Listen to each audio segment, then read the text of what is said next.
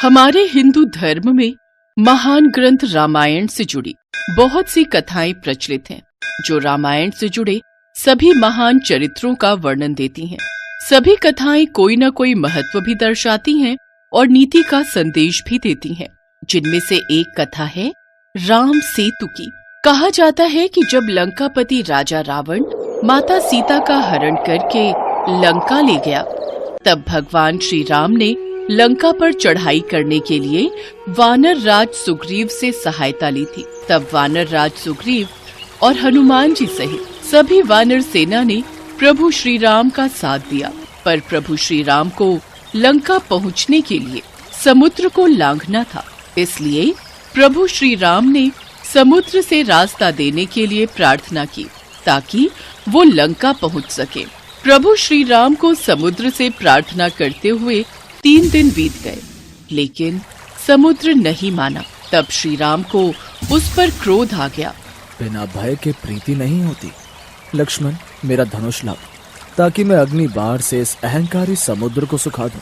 क्योंकि जिस प्रकार माया में फंसे व्यक्ति को ज्ञान की बात सुनाना, अत्यंत लोभी से वैराग्य और क्रोधी से शांति की बातें करना फलदायी नहीं होता, उसी तरह इसके आगे भी प्रार्थना करना व्यर्थ है। जी भैया। श्री राम ने धनुष पर प्रत्यंचा चढ़ाई तो समुद्र भय से कांप गया। पूरी सृष्टि कांपने लगी, स्वर्ग में भी उथल पुथल हो गई। जैसे ही प्रभु श्री राम अग्नि बाण छोड़ने लगते हैं, अचानक घबराकर समुद्र श्री राम के समक्ष प्रकट होता है और क्षमा प्रार्थना करता है। त्राहिमाम, त्राहिमाम, रुकिए प्रभु, रुकिए, मुझे क्षमा कीजिए, मुझे क्षमा कीजिए। प्रभु, 5 तत्वों का जड़ स्वभाव आपने ही बनाया है। जल यदि अपनी मर्यादा छोड़ देगा तो उसका महत्व भी समाप्त हो जाएगा। सबको मर्यादा भी आपने ही दी है। आप तो मर्यादा पुरुषोत्तम राम है। मैं तो आपके बताए हुए रास्ते पर ही चल रहा था। अब यह आपके हाथ में है कि आप मुझ पर कृपा करें या फिर मुझे दंड दें। हे रघुवर, आप जैसा कहेंगे मैं वैसा ही करूंगा। आपको बाढ़ चलाने की भी कोई आवश्यकता नहीं है। मैं तो आपकी इच्छा मात्र से ही सूख जाऊंगा और आपको रास्ता दे दूंगा। मैं वो भी करने को तैयार हूं, पर उसमें मेरी मर्यादा भंग होगी।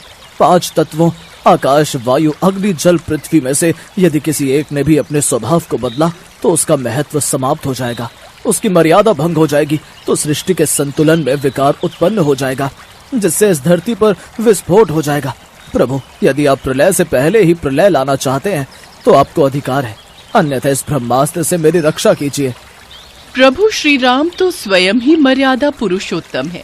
उन्होंने उस समय समुद्र की विनती को सुना। जब श्री राम ने समुद्र को तात कहकर पुकारा तो लक्ष्मण सहित सभी वानर सेना मुस्कुराने लगी, क्योंकि वे भी जानते थे कि प्रभु श्री राम का हृदय कितना कोमल और दयालु है। क्योंकि उन्हें कभी क्रोध आ भी जाए तो भी वो शांत हो जाते हैं। प्रभु श्री राम समुद्र की इस विनम्र विनती से प्रसन्न हो गए और समुद्र पार करने का उपाय पूछा। हम तुम्हारी मर्यादा भंग नहीं होने देंगे, परंतु कृपया करके हमें समुद्र पार करने का कोई दूसरा उपाय बताएं। आपकी अति कृपा होगी। वानर राज सुग्रीव की सेना में नल और नील नाम के 2 महाप्रतापी महाशक्तिशाली वानर उपस्थित हैं। नल और नील जब छोटे थे तो ऋषि मुनियों को अपनी शरारतों से बहुत परेशान किया करते थे और अक्सर उनकी वस्तुओं को समुद्र में फेंक देते थे।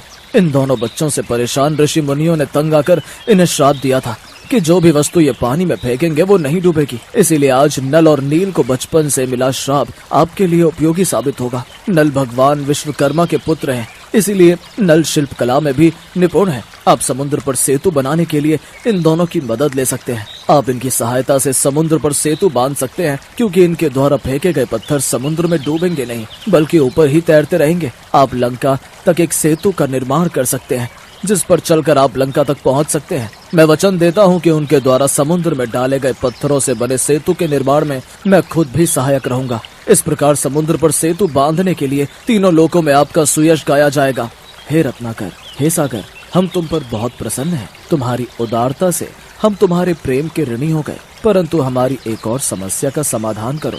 आज्ञा प्रभु। इसके पश्चात समुद्र ने प्रभु श्री राम से आज्ञा ली और वापस लौट गए। नल और नील की सहायता से समुद्र पर सेतु बांधने का कार्य प्रारंभ होता है। सभी वानर प्रभु श्री राम का नाम लिखकर पत्थर नल और नील को देते और वे दोनों समुद्र में पत्थर जोड़ते जाते।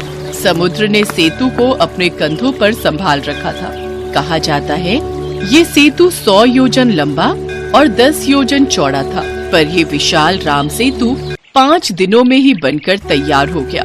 राम सेतु बनाने में सभी ने अपना योगदान दिया, जिसमें एक छोटी सी गिलहरी भी प्रभु श्री राम की भक्ति और सेवा में अपना योगदान दे रही थी। पुल के निर्माण में मदद करने के लिए वो छोटी सी गिलहरी बार बार शरीर पर बालू लपेटकर उसे पुल पर गिराती थी। प्रभु श्री राम उसे ऐसा करते देख रहे थे। उन्होंने हनुमान से कहा, हनुमान, वो समुद्र के तट पर जो छोटी सी गिलहरी है, जरा उसे मेरे पास लेकर आओ। हनुमान जी उस गिलहरी को प्रभु श्री राम के पास लाते हैं।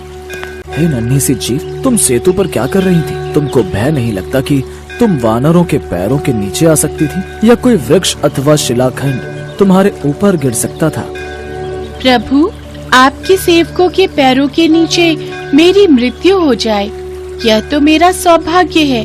प्रभु, मैं तो सेतु के कार्य में बस थोड़ी सहायता कर रही थी। सेतु में बहुत बड़े बड़े शिलाखंड और वृक्ष लगाए जा रहे हैं।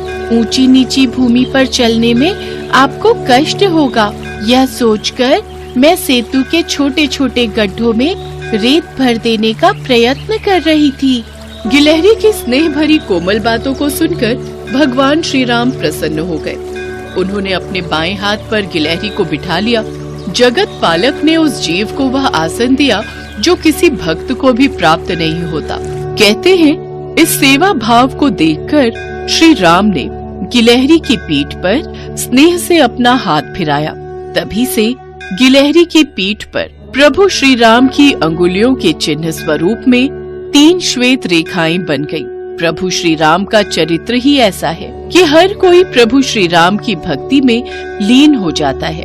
प्रभु श्री राम करुणा के अवतार हैं। वे अपने भक्तों पर अथाह प्रेम न्योछावर कर देते हैं।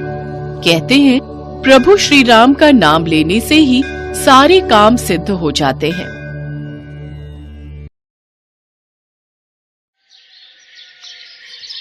पौराणिक युग में कई ऐसे भक्त थे जिनके लिए स्वयं भगवान धरती पर उतरते थे और उन्हें अपना आशीष देकर स्वयं को गौरवान्वित मानते थे। ऐसी ही एक भक्त थी शबरी। शबरी का असली नाम श्रमणा था। ये भील समुदाय की शबर जाति से संबंध रखती थी। इसी कारण कालांतर में उनका नाम शबरी हुआ। इनके पिता भीलों के मुखिया थे। उन्होंने श्रमणा का विवाह एक भील कुमार से तय किया था, लेकिन आदिवासियों की एक प्रथा थी, किसी भी अच्छे कार्य से पहले जानवरों की बलि दी जाती थी। इसी प्रथा को पूरा करने के लिए शबरी के पिता शबरी के विवाह के एक दिन पूर्व 100 भेड़ बकरियां लेकर आए। तब शबरी ने पिता से पूछा, पिताजी, इतनी सारी भेड़ बकरियां क्यों लाए हो? शबरी बिटिया, ये हम भीलों की एक प्रथा है जिसके अनुसार कल प्रातः तुम्हें विवाह की विधि शुरू करने से पूर्व इन सभी भेड़ बकरियों की बलि दी जाएगी। अच्छा, मुझे तुम्हारे विवाह के लिए बहुत काम है, मैं अभी आता हूँ। माँ, ये कैसी परंपरा है जिसके कारण बेजुबान और निर्दोष जानवरों की हत्या की जाती है? बेटी, ये प्रथा शुरू से ही चली आ रही है। मेरे विवाह के समय भी ऐसा ही हुआ था। प्रथा के बारे में सुन शबरी को बहुत दुख हुआ। वो पूरी रात उन भेड़ बकरियों के पास बैठी रही और उनसे बातें करती रही। उसके मन में एक ही विचार था कि कैसे वो इन निर्दोष जानवरों को बचा पाए। तब एकाएक शबरी के मन में ख्याल आता है, नहीं, मेरे कारण इन निर्दोष पशुओं की बलि नहीं दी जाएगी। मुझे भोर होने से पूर्व ही घर से भागना होगा। मैं भली भांति जानती हूँ, अगर एक बार मैं इस तरह अपना विवाह छोड़कर घर से भागूंगी तो कभी इस घर में मुझे वापस आने का मौका नहीं मिलेगा।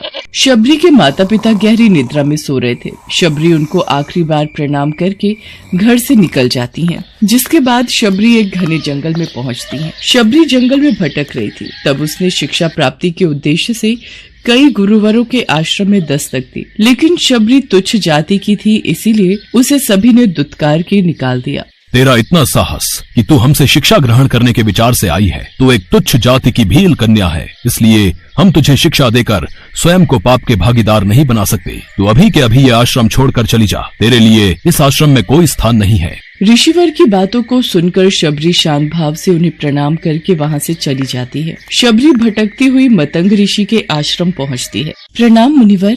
जीती रहो पुत्री, कौन हो तुम? मुनिवर, मेरा नाम शबरी है।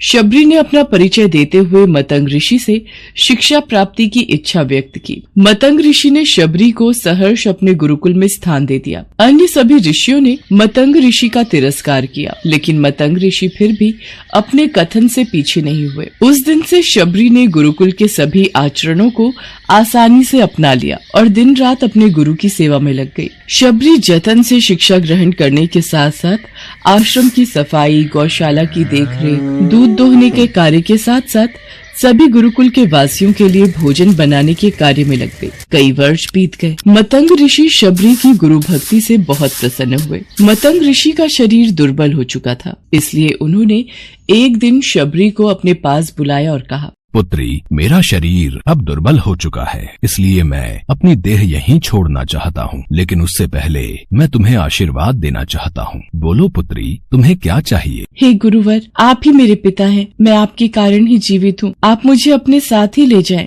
नहीं पुत्री, तुम्हें मेरे बाद मेरे इस आश्रम का ध्यान रखना है। तुम जैसी गुरु परायण शिष्या को उसके कर्मों का उचित फल मिलेगा। एक दिन भगवान राम तुमसे यहाँ मिलने आएंगे और उस दिन तुम्हारा उद्धार होगा और तुम्हें मोक्ष की प्राप्ति होगी। इतना कहकर मतंग ऋषि अपनी देह त्याग कर समाधि ले लेते हैं। उसी दिन से शबरी हर रोज प्रातः उठकर बाग जाती, ढेर सारे फल इकट्ठा करती, सुंदर सुंदर फूलों से अपना आश्रम सजाती। शबरी को भगवान राम के आने का कोई निश्चित दिन नहीं पता था। उसे केवल अपने गुरुवर की बात पर यकीन था, इसलिए वो रोज राम के इंतजार में समय बिता रही थी। वो रोजाना यही कार्य करती थी। एक दिन शबरी आश्रम के पास के तालाब में जल लेने गई। वहीं पास में एक ऋषि तपस्या में लीन थे। जब उन्होंने शबरी को जल लेते देखा तो उसे अछूत कहकर उस पर एक पत्थर फेंक कर मारा और उसकी चोट से बहते रक्त की एक बूंद से तालाब का सारा पानी रक्त में बदल गया। तुझ अछूत के रक्त से इस तालाब का जल अपवित्र हो गया। तूने पाप किया है, तू पापिन है। मेरे क्रोध से बचना है तो उसी क्षण यहाँ से चली जा।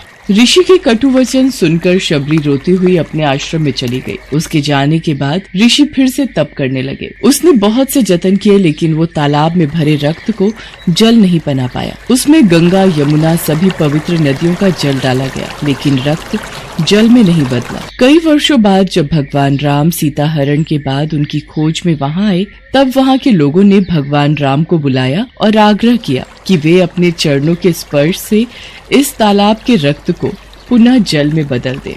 राम, आप अपने चरण स्पर्श से इस तालाब के रक्त को पुनः जल में बदलने की कृपा करें। यदि मेरे इस कार्य से आप सबका भला होता है तो मैं ऐसा ही करूँगा ऋषिवर। राम उनकी बात सुनकर तालाब के रक्त को चरणों से स्पर्श करते हैं, लेकिन कुछ नहीं होता। ऋषि उन्हें जो करने को बोलते हैं, राम वे सभी मंत्रोच्चारण करते हैं, लेकिन रक्त जल में नहीं बदलता। तब राम ऋषि से पूछते हैं, हे ऋषिवर, मुझे इस तालाब का इतिहास बताएं। यहाँ ऐसा क्या घटित हुआ जिस कारण इस तालाब का जल रक्त में बदल गया? राम जी की बात सुनकर ऋषि उन्हें शबरी और तालाब की पूरी कथा बताते हैं और कहते हैं, हे प्रभु राम, ये जल उसी तुच्छ जाति की शबरी के कारण अपवित्र हुआ है। हे ऋषिवर, ये रक्त उस देवी शबरी का नहीं, मेरे हृदय का है, जिसे आपने अपने अपशब्दों से घायल किया था। मुझे देवी शबरी से मिलना है। उन्हें हमारे आने का संदेशा भिजवा दीजिए। तब शबरी को बुलावा भेजा जाता है। शबरी राम के आने की प्रतीक्षा में अपनी कुटिया को सजा रही थी। राम का नाम सुनते ही शबरी दौड़ी चली आती है।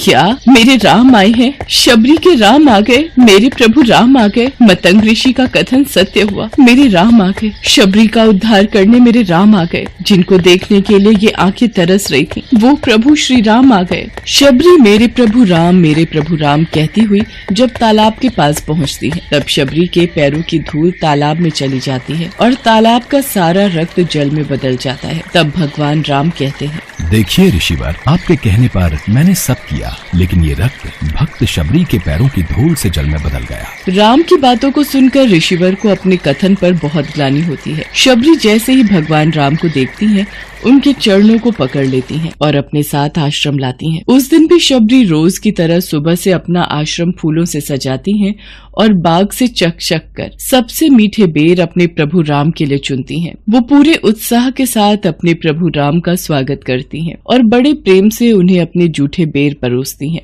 ये मीठे बेर आपके लिए बाग से लाई थी, आप ये ग्रहण कीजिए, मैं आपके लिए जल लाती हूँ। भगवान राम प्रेम से बेर खाने के लिए उठाते हैं, तब लक्ष्मण उन्हें रोक देते हैं। भैया, ये बेर जूठे हैं। इन्होंने ये सभी बेर चक्कर आपको दिए हैं। ये बेर जूठे नहीं लक्ष्मण, सबसे मीठे हैं, क्योंकि इनमें माँ शबरी का प्रेम है। इतना कहकर भगवान राम प्यार से बेर को खाने लगे। भगवान ने जाते हुए शबरी माई से कहा, माँ, आप मुझसे जो चाहे वो मांग सकती हैं। प्रभु, मतंग ऋषि के कहने पर मैं आज तक सिर्फ आपके दर्शन करने के लिए जी रही थी। अब आप मुझे मोक्ष प्रदान कीजिए। मैं अपना शरीर आपके चरणों में त्यागना चाहती हूँ। और उसी क्षण शबरी ने अपना शरीर त्याग दिया। भगवान राम ने अपने हाथों से उनका अंतिम संस्कार किया और सीता माँ की खोज में आगे बढ़ गए। इस तरह से ऋषि मतंग की बात सच साबित हुई और शबरी को भगवान राम के दर्शन भी हुए। तभी से भगवान राम को शबरी के राम भी कहा जाने लगा।